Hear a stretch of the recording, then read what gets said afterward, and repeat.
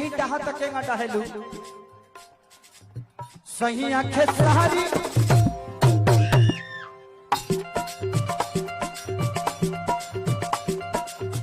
सही आंखें सहारी देखा बढ़ल बात मारी।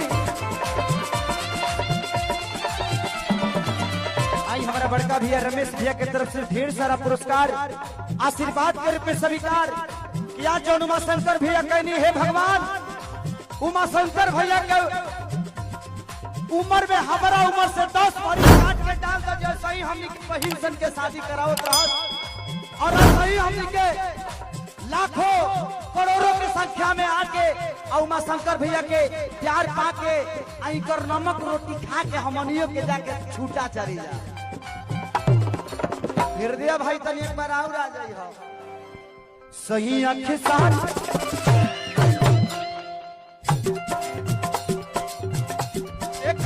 बढ़ल बात मारी।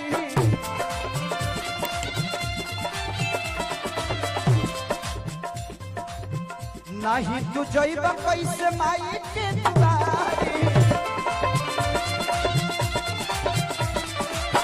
कहे नहीं जाल संग माई के दुआरी।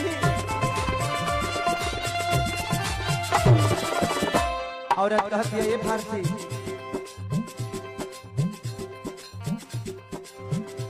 एको सुनरी ले आई दा बलमवा ए बलमवा हो ए राजा राजा ए करेजा। रवि भैया चलिए आई ना अब महादेव के डांस देखिए आलो भाई सही आंखें सारी देखो बढ़ाता तुम्हारी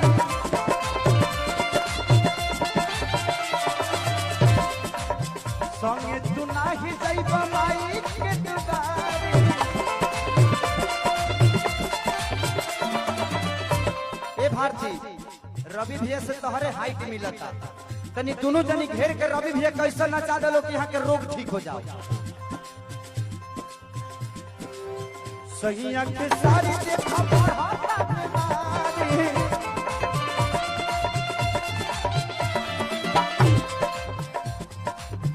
ना चलो ऐसन की ठीक हो जाओ बीमारी ना चलो तू ऐसन ठीक हो जाई बीमारी।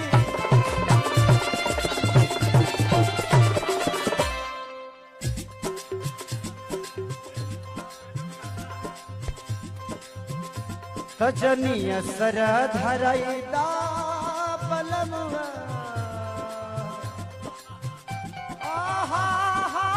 हो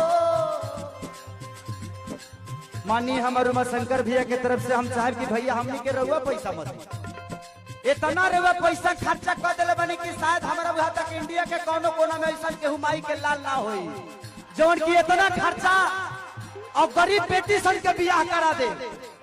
अपना बेटी के तो बियाह ठीक से नहीं खे हो 300 बेटी के बियाह 351 बेटी के बियाह के बस के बाद भाई हे भगवान अगर उमा शंकर भैया के कुछ देले बड़ा तो संपत्ति नहीं खा देले जिगरा इतना दे देले बड़ा कि संपत्ति के जरूरत नहीं है। और यह जिगरा लेके संसद भवन का है दुनिया के कोनो पार्लियामेंट में जाके उमा शंकर भैया कह दे कि मेरा नाम उमा शंकर सिंह है तो सब जना के कुर्सी छोड़ के उठे के पड़ेगी। यार इंसान नहीं मसीहा है इस देश का। एक नारियल ले आई दा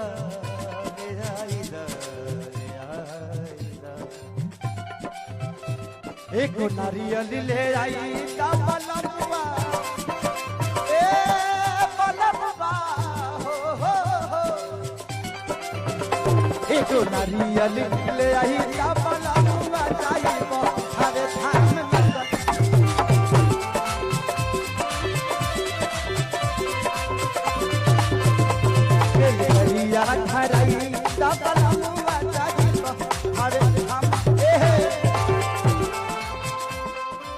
रवि भी आप देखिए दिल गड़िया धराई तब जाइबो हर धाम